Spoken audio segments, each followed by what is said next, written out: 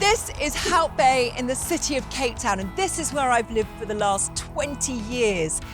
Now, Cape Town is also known as the Mother City, and in my opinion, it's one of the most beautiful cities in the world. And if you visit, there'll always be a little bit of it that will remain in your heart. There's a huge variety of things you can do here.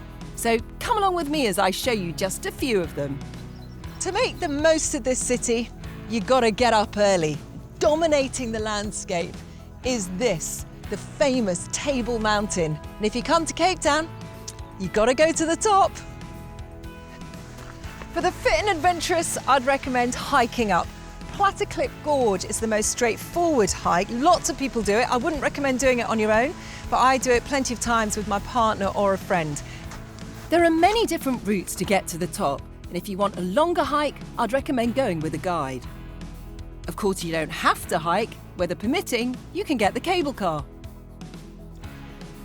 I think I'm nearly there, but that's where I've come from. It is quite a hike. It's a bit like doing an hour-and-a-half step class, but so much nicer than doing it in a gym. Yeah, I made it to the top. Although it is a little bit cloudy today, so it's not as crisp as it can sometimes be, believe you me, that was much nicer to hike in. Good start to the morning. I'm going to be honest, I did get the cable car down, and now I think I'm going for breakfast. As I live here, I have my car, but getting around the city, it's easy. You can hire a car or get around in taxis.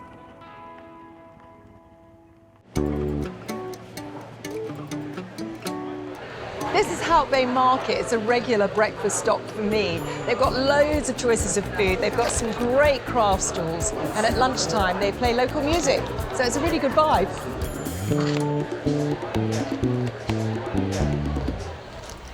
A visit to see our African penguins is a must if you come to Cape Town. I absolutely adore these little birds. They're so full of humour and charm.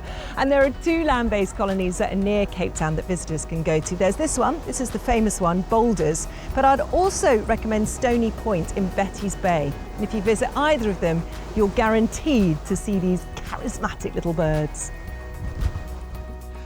And look at this, you can chill on a beach with the penguins. Obviously really important not to get too close and definitely don't disturb them. But how cool is this?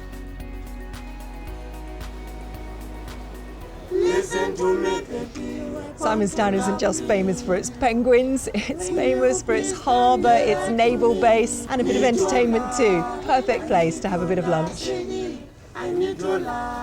There's so much to do around the city, so on the way back from the penguins, why not take a wild swim to relax? This is Silvermine Dam, a regular spot for me. There are loads of hikes to do around here too, just in case you haven't had enough. Well, it's been an active day, so this evening I'm going to relax at Kirstenbosch Botanical Gardens, but not to learn about the flora and fauna, to do something else. To watch an outdoor movie. How cool is this setting? So I'm going to get myself some food, a glass of wine, and tonight's movie is The Runaway Bride. So bring a picnic or grab a pizza and a glass of wine and enjoy the stars of the screen under the stars of the sky.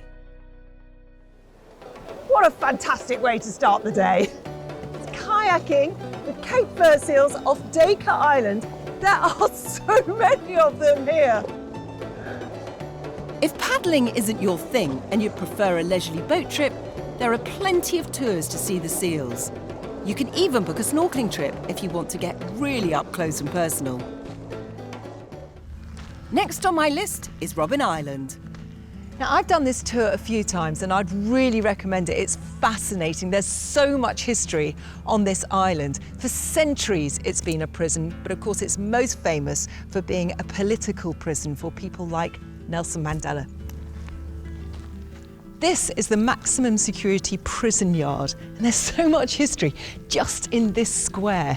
This is where lots of the prisoners exercised or sometimes did hard labour, and it's also where Nelson Mandela buried one of the manuscripts to his book, The Long Walk to Freedom.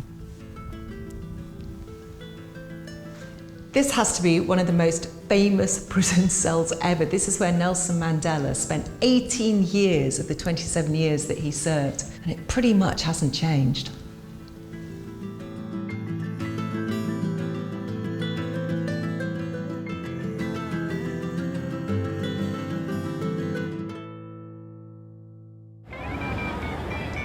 what better place to eat your lunch than in front of Table Mountain with 4 statues looking over you, including the great man himself.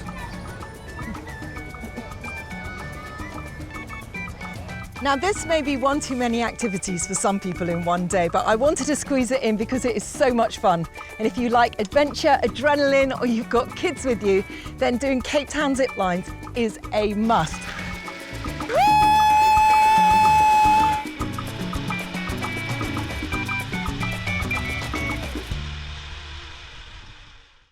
Got to get ready for a little bit of drumming. Oh gosh.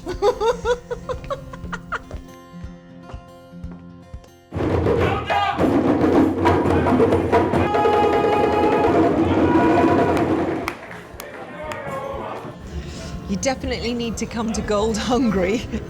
Each course comes from a different part of Africa. We've got Ethiopian, we've got Somalian, we've got South African and Kenyan, and it's all absolutely delicious. And what's a bonus for me is they do a plant-based option.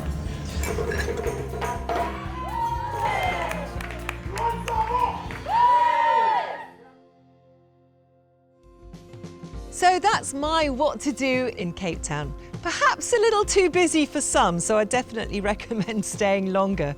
And of course, that's just what I enjoy doing. There's plenty of other things. There's so many outdoor activities, lots of fabulous places that you can eat at really affordable prices. There's wine tasting, township tours, the Red Bus Tour. The list really does go on and on.